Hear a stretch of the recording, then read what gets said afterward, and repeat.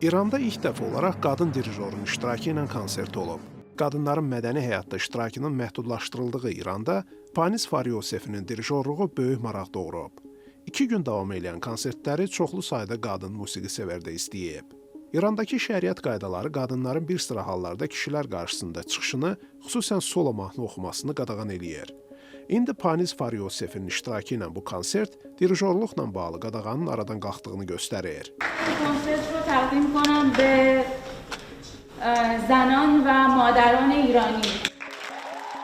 Qısa müddət Ermənistanda musiqi təhsili almış 42 yaşlı Panis Faryosefə deyir ki, Tehranda səhnəyə çıxanda bütün diqqətin bir qadının necə dirijorluq eləyəcəyinə yönəldiyini hiss eləyib və bu onda böyük məsuliyyət yaradıb.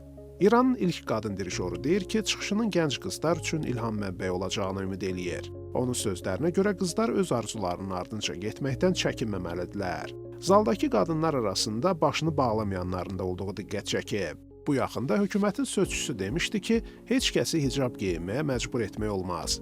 Onun sözləri İran prezidenti Məsud Pezeşkiyanın da hicab məsələsində yumşaq mövqeyi ilə səsləşir. Bu açıqlamalardan sonra İran küçələrində hicabsız qadınlar görünməyə başlamışdı. Mühafizəkar məmurlar isə onların təbirincə əxlaqsızlığa qarşı tədbir görülməsinə çağırırlar.